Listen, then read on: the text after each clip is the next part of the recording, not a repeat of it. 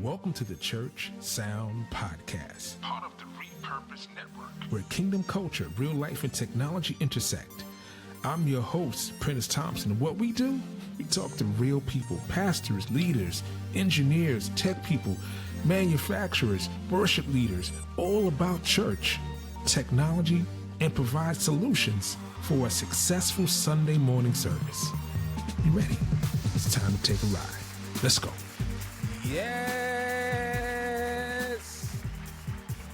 Yes, and welcome to another edition of the Church Sound Podcast. You know, you guys always blow me away with your love, your flowers. I see you clapping.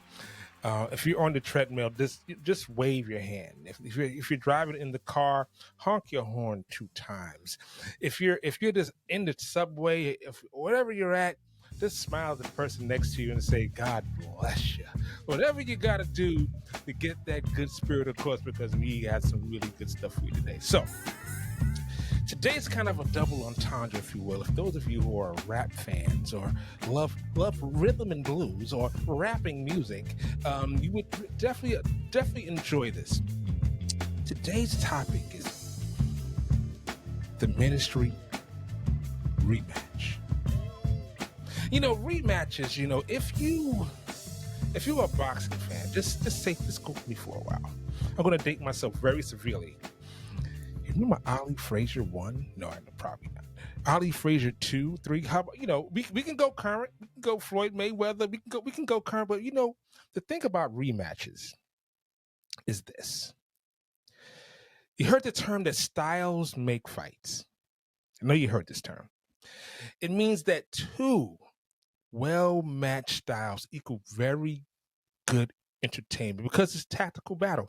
A rematch only occurs if boxers who have fought each other in a previous fight are rematching for a certain probable thing that probably would occur, would not occur, but the interest of it, because of the outcome of the previous match, gains interest with the viewer or the fan. This is kind of a double entendre. Because returning to the show as a special guest is the rematch of the rematch. Ladies and gentlemen, boys and girls, cats and dogs of the waves, please welcome back to the Church Sound Podcast, Caleb Windley. Hey, what's going on, y'all? How y'all doing? Yeah, double, yeah. Back in the seat again. Yeah. Back in the seat again. Yeah, so man. Those of you who are day one listeners, you familiar with his voice, all of our new subscribers, you probably, if you went back to listen to him. But the thing about this is that when you have someone who's your real brother, yeah, it don't matter, you know, what happened. It only matters that we brothers. And that's right. And that was the whole thing, was that we just gonna be brothers regardless. Yeah. And being each other's corner, being each other's corner regardless. So that was the whole thing. So welcome back, brother. Good to see you on the other side right there. You looking kind of cool, you know what I'm saying? Man. Yeah. Got new headphones. Got new headphones. Yeah. Got new headphones. New headphones. I had a birthday come up, so you know what I'm saying. Somebody blessed me. It worked out. You know, I ain't spending $700 on no headphones. Oh, yeah. Dude, really. When the brother was like, "I want to bless you," I was like, "Yeah, you blessed me. I'll take that. I'll take that." That is super dope. You look at it this way, because ministry is a marathon, man. Ministry is a marathon. It is a marathon. Yeah. And sometimes we can look at the Sabbath in a kind of different ways, but sometimes in life it's a Selah. Yeah. Sometimes it's like a yeah, man. Yeah, for sure. So, absolutely. So my first question is, when did you realize it was time to go? I think it was right around. I think it's been about almost 3 years now. And so like 3 years ago, I was working at the ministry. Not only was I doing ministry for lack of a word, full time. I was actually working for the church, and I just I don't, sometimes you can get a seed of offense. I What didn't was I don't what I was don't what was the ministry you were working in? I was doing pretty much, I was a creative director for we could say the church, right? For Ecclesia Word Ministries International. I was doing all of their books, CDs, all of the graphic work. But on top of that, I was also running the media ministry. So I was handling all the video, working alongside with the website creator, and doing my ends of that, sending out e-blasts, all that stuff. But was also building a team and had been there. It had to be somewhat. By the time I was about to leave it, I was there at least 16 years. So Really? It was that long? it was that long, bro. It was that Wow. long. It was that because I kind of transitioned from minister. When I came into media, I was just brother. It was just brother Caleb. You know what I'm saying? And so just kind of grew and grew, stepped up, step. You know what I'm saying? And then I was but now all of a sudden I'm pastor, and I'm building this team, man. And I was able to watch those who came before me build. I was able to see some of the things that they implemented, but coming from kind of a DJ background, a little bit of production background, I was able to recognize that, okay, well, this is great what you're doing, but it's wrong. Hmm. You guys have never done this.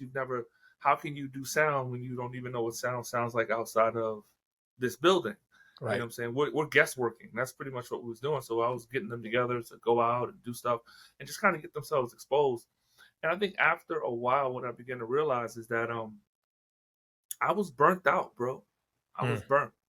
I was burnt because I was the leader that never said no. Mm. I was the individual that no matter what the pastor wanted, he knew if he came to me, he was gonna get it. And then if anybody else in another subdivision or sub ministry needed something done, I was the dude. So much so that when I left, because I first left the church, not the church itself, the building, but I left working at the church and found a job kind of in the secular arena. What do they call secular arena? It's just the world. You know what I mean? Um, The secular and arena. yeah, the Outside of secular. God's covering. I'm Outside of God's getting real, covering. real, real churchy right now. But so I left doing that particular work. I was still somewhat there doing my day to day, training up the teams and leading them and stuff. But I was burnt, bro. I was burnt. I never stopped. I came home. It was just church, church, church. My older kids suffered because of it. Um, but I got to a place where we had our two children, and I realized I'm not making the money to support my family. I can do better if I just go back out. Um, and I wasn't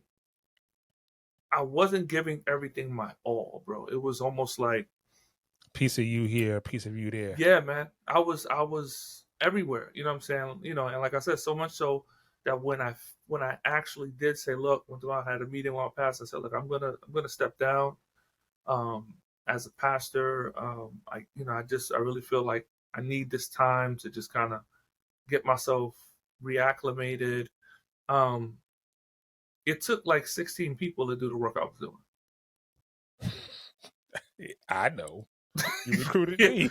yeah, exactly. You recruited me. You know what I'm saying? So, with the and I don't want to jump into it, but like kind of what I discovered was there was a lot of brokenness in me that I never got dealt with. We Mm. talked about it on a lot on our previous podcast, and it was a lot of issues in me, struggles in me that needed to be dealt with. But most people only dealt with the gift. You know what I'm saying? Mm. And a lot of times people can see the gifting and press to get what they need in that particular moment and then make it the secondary thought, well, I'm going to help him over the situation, but never Hmm. really get back to it. Right. Because, after they get tied up with what they wanted done, you move on to the next responsibility of the day, and that person kind of gets kicked to the side. So let me ask you this. So I know because I deal with this, and we've talked about this in the past, not online, but not on the show, but just offline. Is that how people will see your gift first, and then only talk to that part of you? You know what I mean? It's almost as if the human side of you doesn't exist, or they choose not to deal with it because they only want to talk about what you can do for them. Sure. Yeah.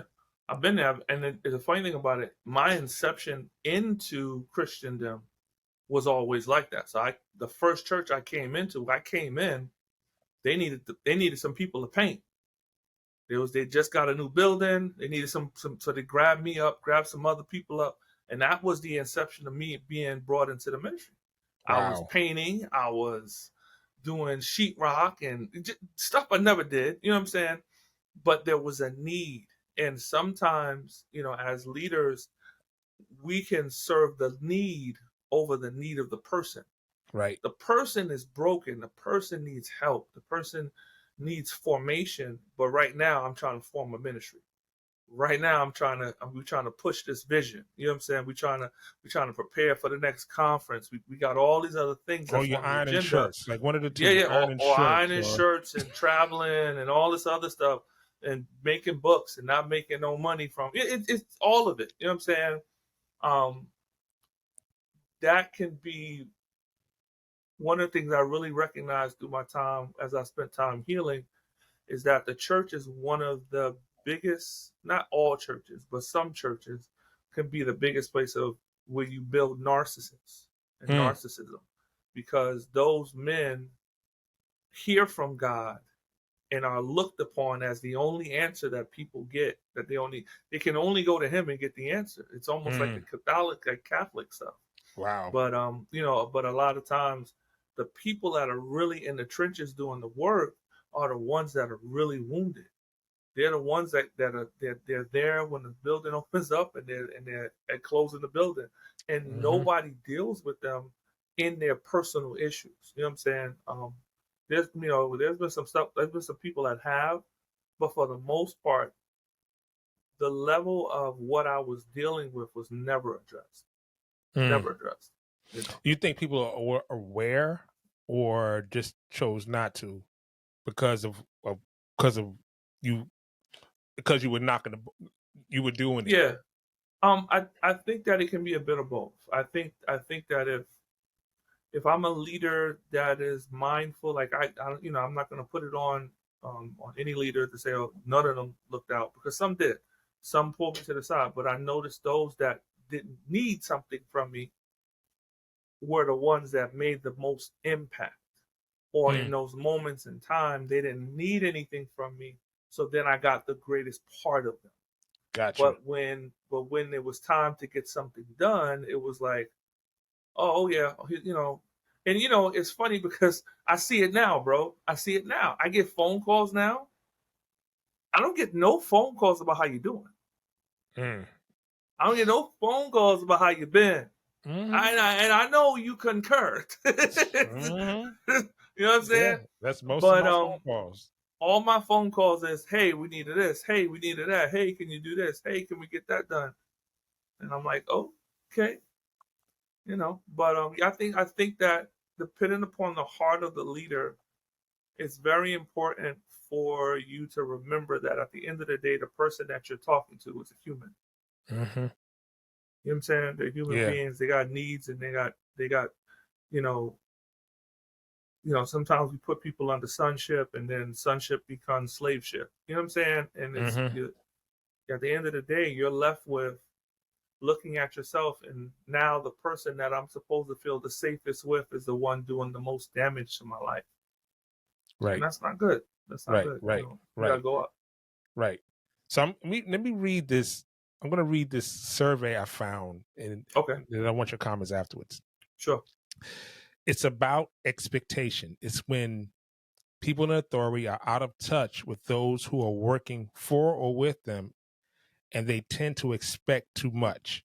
So it starts out with this: a good leaders become used up when a survey of pastors and leaders revealed 84% say they're on call 24 hours a day. 80% expect conflict in their church. 54% find the role they're in is frequently overwhelming. 48% feel that the demands of the ministry are more than what they can handle. And 21% say their church has unrealistic expectations of them. Mm. What do you say to that? I say 100% true. I think one of the major issues that we find within the confines of the church is that many people get thrust in positions, but normally don't get trained. Mm. Also, it's almost like once I got that one guy and he's gonna run it, he's gonna make it happen. You know, he's like the whipping boy. You know what I'm saying? If there is help that comes, it depends on him. If he's the type of person like I was that struggled with a lot of rejection, I took everything on. I held everything in. I dealt with everything. I didn't. If I had help, it was hard for me to relinquish because I knew at some point somebody was going to drop the ball. At least I believed it. And most of the time, it was out of the fear of the retribution or the response that you get back from leadership when something goes wrong, because they don't go to them, they come to you. You're the lead, right? Mm-hmm. So as being a lead, if a person is struggling with rejection, I don't want nobody to come back to me. Why? Because how do I process that? I process it as, you're not mad at what didn't work, you're mad at me. And so a lot of times you see that in the confines of churches where you have individuals that are struggling with low self-esteem, anxieties, depression. They never get dealt with, but they get responsibilities. Or I love the way the word you use in the beginning. It says get used. You get used. And sometimes getting used makes you feel good because somebody's they're putting their eyes on you. But at the end of the day, the recompense, what comes after it, it doesn't add up. And so a lot of people walk away going, "Dag, man, this is rough. This is hard." And when it gets hot, when it gets tight, you getting yelled at from the pulpit. You getting some people. I've heard stories. Some people throw stuff.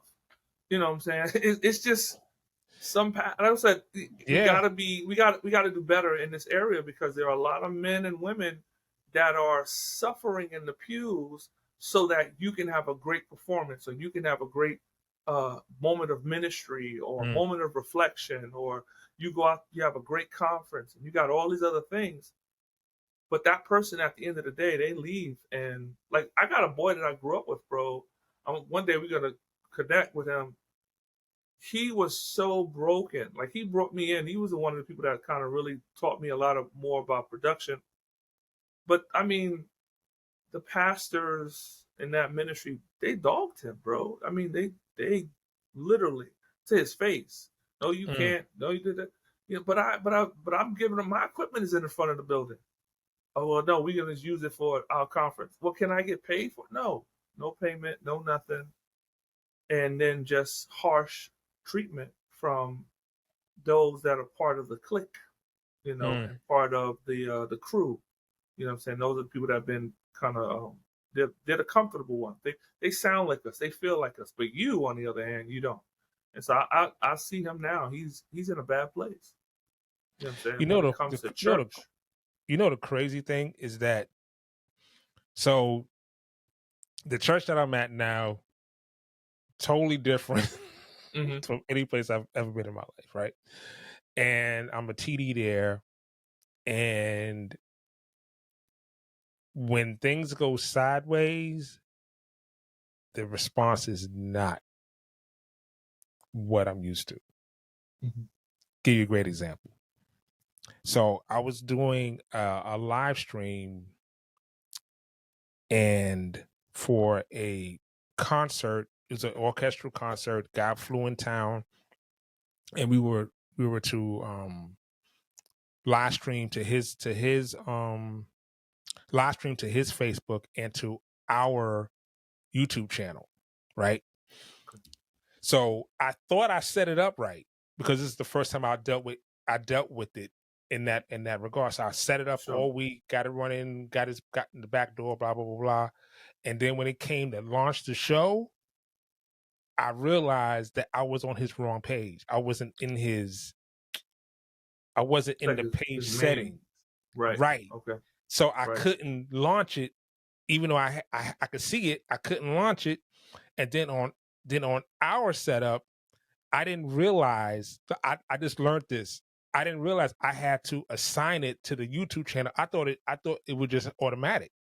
Oh yeah. I didn't know that. Right. So luckily, what I always do, I always record. Like I always record on the encoder or I record on the hyperdeck. One of the two, it's getting recorded. Mm-hmm. Film crew there, everyone's there. I'm like distraught because you know me, I hate making mistakes. Yeah. Like if you want to see me hang myself, watch me make a mistake. Yeah. And I've never felt so low at the same time, appreciated at the same time. Because the workers, the people that were there working the PowerPoint, working doing the switcher, the camera crew, they saw how hard I was working to make everything work. Right. And I remember one brother who was mixing a lot. He just put his hand on my shoulder. I knew he was praying for me. Right. Like I knew he was praying for me. And at the end of the event, the worship pastor, he said, "What happened?" I said, I said, "Yo, I'm sorry. I screwed up. It's something I just didn't understand." He said, "Well, did you record it?" I was like, "Yeah." He said, "All right, listen, edit it, send it out." That's good. Now, take that parallel to what we come from, right? Oh, yeah. Right? Yep. Imagine that conversation. Yeah, no, I don't want to imagine that conversation. Right, exactly. So my takeaway was this. Sometimes it's cultural. Yeah. Sometimes it's how you deal with conflict. And sometimes it's how you were taught to deal with conflict in church. Right. We're dealing with the spirit of excellence, and everything has to be this thing, of correction. Yeah. But humility, like even I was watching Sports Center today, and I know you don't follow sports, so I do more now that I met you. Well, there was a playoff game the other day, and the Heat beat the Bucks. Okay. You're like, who are they? No, what state do they come from? I'm telling you, you have inundated me, and I've been fire baptized. I actually watched the Super Bowl. What? Me and my wife sat there and watched my shot. The ice. But anyway, yo, man, yeah, for sure. Yep. So it's got. So the reporter was asking Giannis Antetokounmpo, his the star of the Bucks, because they had the best record, right? Okay. This season, they got bumped out in the first round by the 8th seed. Wow. Jimmy Butler had an amazing first round, ridiculous, like wore them jokers completely out. And they asked the reporter asked him, he said, "Do you consider this season a failure?" And he said, which is so on point, kind of what we're saying. It's like, he said, it's not a failure because we're working towards something. Right. Where we learned from this. Right. So we learned. So this is what things we have to correct. During that whole time, what I learned exactly what not to do. I learned what to do. I learned how to adjust. I learned parts of the program that I didn't know before. Yeah. Because you know what? Because that ain't never going to happen again. Because I learned. So you never lose.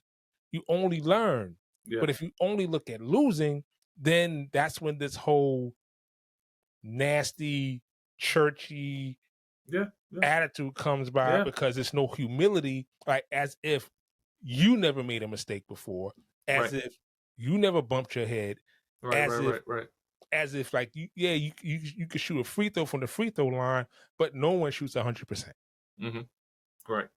You know, it's funny, bro, because you know, growing being part of this ministry, there's been a lot of we've made a lot of transitions. So there was a time in which when issues or when things went wrong years ago, it was very bad. I mean, it was very bad, you know, and it wasn't like maybe yelling and screaming, but you know, before the person would minister, it was like, okay, you know, we're having a meeting after Have a this. meeting. You know what that is. You already know what that is, you know, and everybody's looking at the leader at that particular moment and saying, praying for you, bro. You know, yeah, we made the mistake, but you about to get chewed out. And we can call it growth, or we can call it it help, you know, things that help you grow and mature, right, and to make you a better person. Which, in if I take the opportunity to look at it for what it is, and I grab hold of those jewels like you did, and are able to say, yeah, I'll never do this again. I'll never make that mistake again. Da da da da. But sometimes it can be so personal that you walk away scarred. right. You know what I'm saying? And so, yes, we had a technical issue, but you made it personal. You know, well, you know, what did you pray? Oh, and it's like it becomes. Did you do all of the spiritual things? And we went through the spiritual list. Did you know? Your Are you focus is off. serious? Yeah, this is off. Yeah, that is off. Bro. It happens every day, and Wow. you know, like leader, like the head, like leaders. You know what I'm saying? So you have sub parts of the ministry where people are the exact same. They carry that same Spirit. that spirit to like want to destroy, maybe not destroy, but they don't set out with the right wording or the right heart to let a person know, okay, look, drop the ball, you know, but we can move on from here. We will move on from here, but let's work not to make this happen again. You don't Right. get sometimes you don't get that, or when you get it, it's too late because Yeah. you've already gone through the gambit of Right. getting talked down to, getting demeaned, um, being demoralized, being made to feel like how your parents made you feel, or whoever that person was. Right. You go through all of that. You've been there, and now here it comes. The person is growing. They're becoming different. They no longer deal in anger, right? And now it's a kinder, gentler pastor. And then you like, wait a minute, but you still haven't dealt with the fact that you know what I'm saying? Now I'm supposed to just transition. Well, you transition, but how about somebody helping me transition from the place of where I'm at to the place Right. where I need to be? And Right. that's something that kind of gets lost in the sauce, and a lot of people can be stuck in those places. You know what I'm saying? From just old wounds, man. Right. So let me ask you this. So when you officially removed yourself from the position, right? Positions, Mm-hmm. plural. Yeah. What was that first Sunday like for you? Um, a sigh of relief. Mm. Sincerely, and it's funny. You know, like they'll tell you, if you lose a leg or an arm, you still feel like it's there. Mm. And so it kind of it, and in as much as I was in a posture of, okay, I'm just gonna relax, I'm gonna enjoy this time, I'm gonna spend some time with my kids, da da da da da. There's still that urgency, that jump, that feeling. It's almost like going through PTSD. It's like I'm in a relaxed position, but I'm still feeling that I got to get to church. I got to go do this. Right. Man, what's happening here? What's happening there? Muscle, mind, memory. Right. It's almost like it's hard for you. Like you could sit down, like for me, I can lay down in the bed and say, okay, I'm relaxing. But in my mind is doing 25 different things because that's what it's used to doing. And it's doing a lot of that out of fear, a lot of that out of I don't want to be rejected. I don't want to be hurt. I don't want to drop the ball. I don't want to let my team down. I don't want to let the passer down. But a lot of times when you operate like that, and what I've really learned is that you don't operate out of I don't want to let God down. You got that whole list of all those other individuals, and then, I want to keep this excellent for the Lord. And sometimes he's the last person on the list. Right. Because initially, because of what you've been going through, he's been the last person on the list. Yeah. So that first day was like, wow, okay, this is what this feels like. But I'm still. So how did you deal with? Okay, so you stepped down from this position, but people are still asking you questions. Oh yeah. So how was that? Because I could imagine like this, like the following Sunday, or I think it was like 2 or 3. I think it was 2 Sundays or something like that went by. Yeah. And I know people want to come up to you and ask you questions. Yeah. About what about this? What about that? How about this? Are we doing this? How come this? How come this happened? How did you deal with that? It's funny. It was twofold. It was the individuals that wanted to come to you, but stopped themselves, or was stopped because there was an edict or something that was said to say, hey, he's not doing this. We got these individuals doing this now, so go to them. But then there were just the people that I built relationships with. And now, because nothing was said about what happened or what my decision to do what I did, that people get in their minds. Oh, well, he must have did it. Oh, he must have did that. Oh, what about his wife? Oh, poor woman. Oh, da da da. You know what I'm saying? The rumor mill. Oh yeah. So he got sat down because this probably happened, that probably happened. And people have even come to me now, bro. And now I've been there a minute, and they're like, "Well, I'm so happy that you're back, and you got to get yourself back in, and God forgives, and God."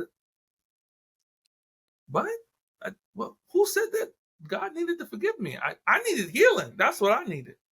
And so now I find myself telling that story, saying, okay, I didn't go out doing anything wrong. Now, I may have made some mistakes, but that's life.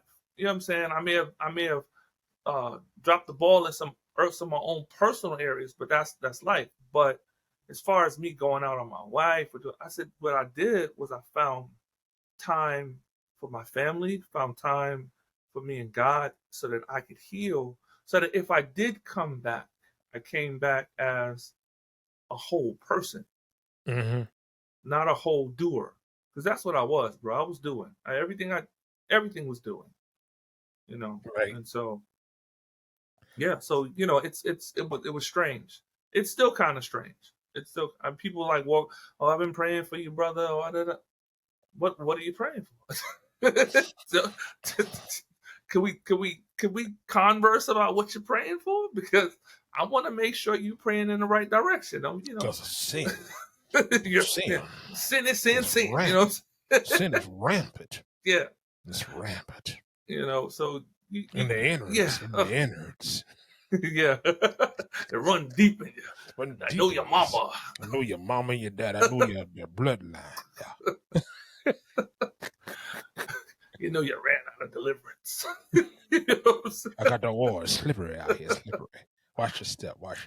Yeah, it was, and I think the flip of it too was not being, some people calling you the title, and some people who are in leadership, higher level leadership, not calling you the title, and then others in higher level still calling you the title, because they recognize that you're not in this position, you're not this person because of the man of God, but you do because this man of God saw something God said to him.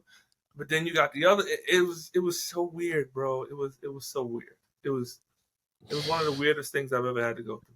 I'll be honest with you. So how did your family respond to you being able to sit in service? Like, what was that like? I think it was strange.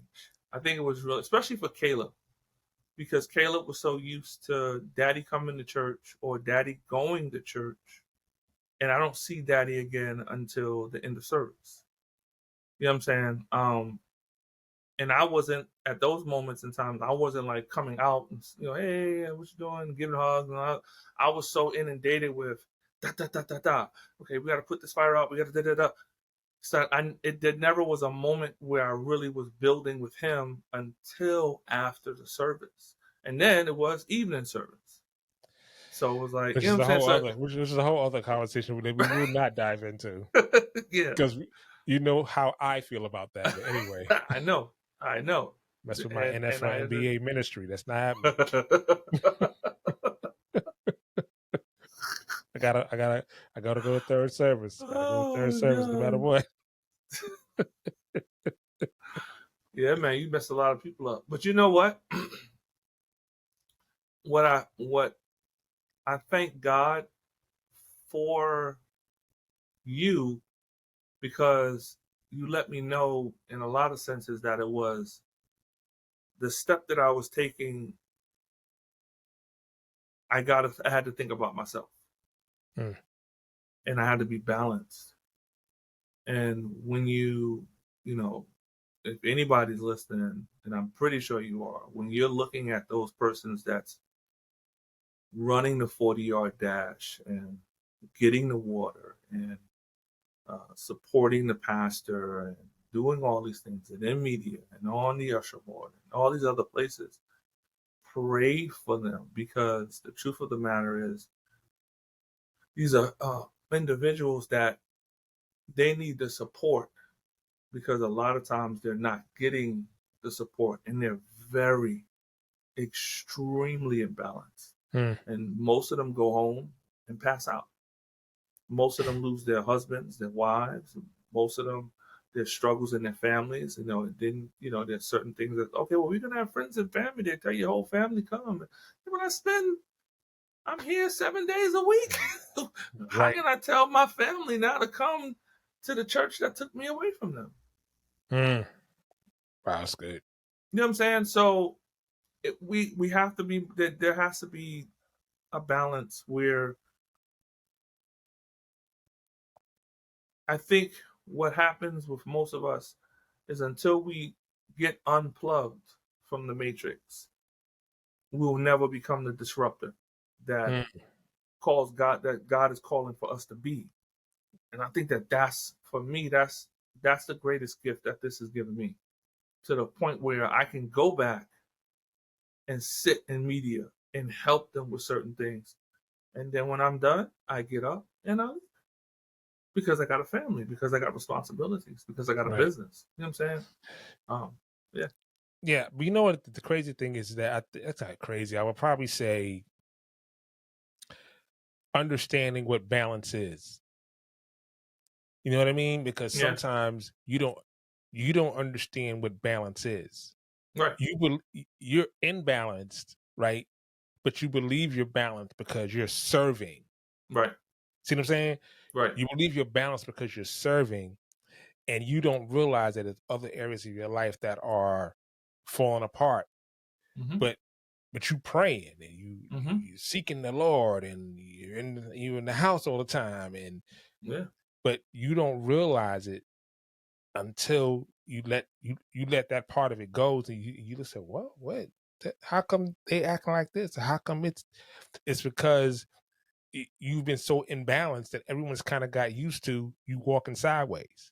Right. So now the whole house is walking sideways. Right. And everybody's mindset is sideways because you sideways. Yeah. Because you put this ahead of, and at that time, now things become balanced, and you start to see clearly. And then this happens. Right. Then you start to recognize you're in balance, and then you say to yourself, I say for myself, we can't do that again. Yeah. Right? That's one Yeah. thing. And then what happens is you start setting boundaries with everybody. Yeah. Yeah. And it kind of happens immediately, but it kind of it doesn't even happen over time. It's like, oh, it's like the little kid was like, oh, the stove hot, Mm-hmm. hot, hot, Right. hot, Right. hot, hot, Yeah. hot. Yeah. You start realizing that ain't good. And that ain't Right. good. And you start talking to different people, you seeing their perspectives, like, really, you thought that way? Or that's what you thought? And you start to realize that you didn't even realize you was out of sync. Yeah. Yeah. Like you say, you Completely was out of plugged to pocket. the matrix. You was plugged to the matrix so much, and you couldn't see the hand in front of your face. Nope. I had 16 phones ringing around me and not knowing which one to pick up and not knowing which way to go. But Right. I tried to meet every single need. Right. That don't make sense. Right. So yeah.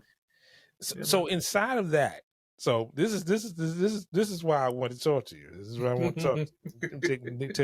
Take a sip of my colored drink here. His colored drink. His libation, y'all. Libation. My libation. This is water. How? How? Sure, it's water. How? I've been to your house. Sure, it's water. How? Did it come that after freedom, give me free, give me free, give him a free, that you return, but not as the leader, but you return, period. Right. How and why? So, like I said earlier, me and my wife was in service. We had the kids. We had Josh sitting next to us. And so while the man of God is ministering, like when I was coming months prior to that, I was still struggling. I was still being triggered either by people, by him, situations, circumstances, stuff that I had never really dealt with. And one particular Sunday, I go there, and I've been, at that point, I'm asking God, God, I don't want, if this is where I'm going to go, and my wife's not leaving, okay, I need to be able to grow here. I can't be here and not grow. Okay, so I want to grow. And while I'm in the service is about to end, and Holy Spirit speaks to me, says, okay, I need you to plug yourself back in and be a helper.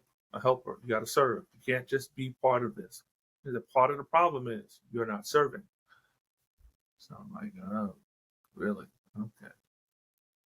So I'm telling my wife, and she's like, oh, okay, whatever. He's like, okay, well, you say so. I said, okay, fine.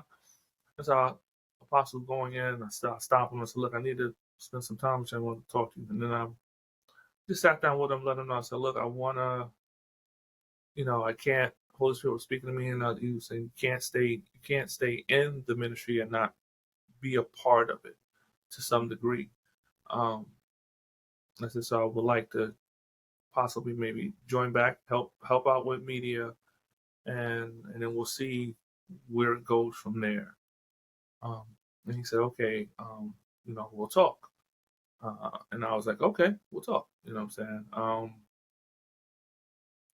So we have maybe about a week goes by, and he says, okay, well, this is where you can be. We'll watch you while you're in media. Just be there, be a support, be a help. I said, okay, fine. And I've always had the posture of heart where I can hear God from anyone. I make it my business to never be closed out where I can't hear God. Like if my son talks and says something off the wall, but it may not be a Christian word in there, but I could still hear God. And so I made that my business. And so in the midst of even when I went back, like maybe 2 weeks after I went back, one of the young ladies that she actually came back to the ministry too. But she, whatever her situation, but she's been dancing and stuff like that. She came to me. She said, the Holy Spirit spoke to me and said, He is so proud of you, how you've come back. She said how He showed me you was you just bowing down on the ground and just submitting. And she said it takes a big heart to do that, to be that person. And I was like, I appreciate it. Thank you for the prophetic word. And I moved on. But I submitted myself to the new leadership. And it's funny because these are the same leaders that I raised up. You know what I'm saying? These are the people I raised up. And now I'm like, hey, what you need me to do? Da da da da. Put me on schedule. Bang bang bang. What But I was their think reception like? Because that's a different it was dynamic weird. It was based on the so. But person. this is the thing. This is how it works within the context of that particular house. There are meetings and conversations that take place without you. So things are being set in order without you, and then when you come in, it's like, okay, hey, we're happy to see you back. Hey, and I'm like, okay, so who's? I didn't say I was. I didn't tell y'all I was coming back. I told him, and now and so I guess he prepared them, and so when I came back, it was just like, okay, so you guys are kind of happy I'm here, but that's kind of how it went. It was weird though. It was kind of strange because it's like, okay, well, we never had a conversation. I thought, well, I can sit down and see what they want and da, da, da. So when I came back, I more dealt with. At the time when I came back, it was right after what was during. They was putting in TVs and all the other. They was doing the upgrades, and so I helped a little bit for some of that work, and then I was full-fledged back in on schedule. My name was on the roster, and with the way my bank account goes, let me stop. So, I see it in my checking. but the way my wife's schedule works out, I'm not there. I'm not able to be there every single service. So I'm doing a Sunday service or a Thursday service or whenever she's available to cover the kids. Mm-hmm. And so I do it. I give it my all, and I leave because that's what I'm supposed to do. Right. I'm supposed to have a life. You know what I'm saying? And so it's not strained between me and the leader, but to a degree, it's different. It's extremely different because I don't need you to make me me. He's done it. Right. I've spent enough time with him to know that he loves me. He accepts me. I'm not rejected. And I don't need people nor position to make me feel like a man. I'm a man because he's still working on me and making me better every single day. Right. And that's something that, although I may have known it, I didn't know. You know what I'm saying? So let's end it right here with this. There's someone out there right now that left the ministry, left the department or whatever it is, and God is speaking with them to return, or if they're feeling like they have this unction to return. What advice would you give that person? Spend more time with God. Be sure that because sometimes you can want to go back because you're so used to that lifestyle. And going to church almost makes you feel like you're not part of the club because people don't respond to you. So sometimes you can crave that attention too. You can crave, I want the good old boy party back again. I want the respect I was getting before. I want this. I want that old thing back, right? But what I believe God was doing, just using myself as an example, was he had to deliver me from all of that. So when I go in there, right, when I walk in there, I'm walking in there me. And now I hear God on a whole nother wavelength. You know what I'm saying? And I think that just because you feel like it's the time to go back, or you feel like there's this unction, even when he told me to go talk, there was moments and times when he was dealing with me, man. He was speaking to my heart. He was challenging me to go higher. He was challenging me to read the word. I was sharing in prayer. I was praying. I was fasting. I was doing all the things to get me right. And it wasn't it wasn't the focus of, the whole church is praying. Not that there's no problem there, but it was Caleb and God. And until it's almost like, I remember my lawyer years ago, he said, after my second divorce, sorry, um, and yes, I was in the kingdom, but he said, you can't be friends with her until she no longer triggers you. And there was spans of time, bro. Like, I wouldn't see her for months. I'd see her on Facebook and immediately get upset. He said, see, God was like, you got to deal with that. There's still something that you are not dealing with in that situation. So when I was coming to church, which I preach is the safest place in the world, not everybody feels safe there. And not everybody doesn't feel triggered. So I was still feeling triggered. So it was until I was able to walk, and I was coming home and I said, honey, did you feel? And she was like, no, you bugging. I'm like, I'm not bugging. It's just, I guess my walk there was different. But then there was still that, I want that thing back. I want this back. So you got to make sure that it's God. Make sure that it's God. And then what I would say is take it very slow, and don't allow the traps of old to be tricked on you again. It doesn't mean that you don't love your leader, or you don't love a specific area of ministry. You don't love it. It's more about loving God than it is about loving the work of ministry. Because you can gain the kingdom, right? Talking about man's kingdom, and miss God. And that's the saddest place to be. And so I made a decision. I'm not going to miss God for making somebody else's kingdom grow. And I've had conversations with other brothers, bro. Like I told you, I'm a disruptor now. I'm telling you, bro, you told me that you was going to do this. Did you start that yet? Yo, that's the word of the Lord for me. I was like, all right, man, make sure you do it, because you can be here and never move forward. Yep. And that's not God. So just make sure it's God. Put God to the test. Ask for a fleece. I don't care. Whatever it takes, but make sure it's God. You know what I'm saying? And not a fleece coat, but just make sure it's God. Because at the end of the day, when you go back in there, if you're still being triggered, then you're back in the fire again. Right. And that's not good. Ladies and gentlemen, boys and girls, cats and dogs of all ages, I'd like to thank my brother Caleb for joining us. But before we get out of here,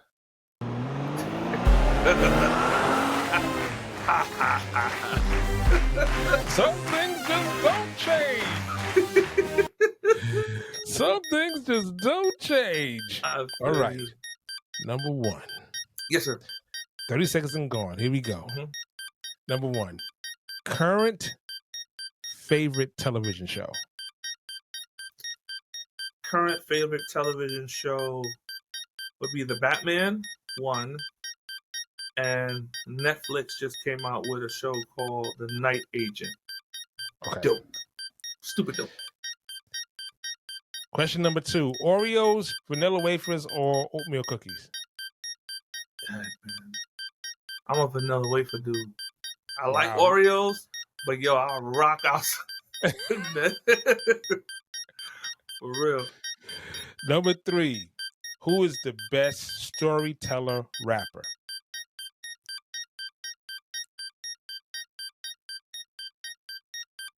I want to say Slick Rick. But there is something about KRS-One that he could take you through an entire story that you could believe, you could see. You see yourself with the cops at your back. You see it. You know what I'm saying? You feel it. So I would have to say KRS-One. Number 4, exercise you hate the most. Crunches. Yes. Who pick one of the two, Siri or Alexa? I'm an Apple guy all day, so it's got to be Siri. There you have it, ladies and gentlemen, boys and girls, cats and dogs of all ages. Yep. Welcome to.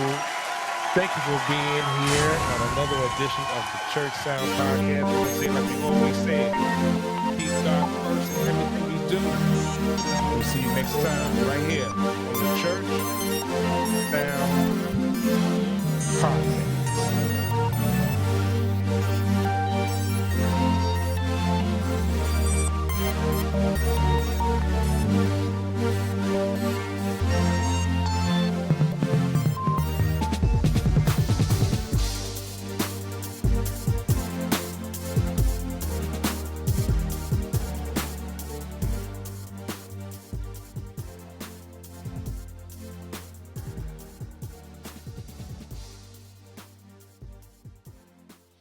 Good show, bro. Dope, bro.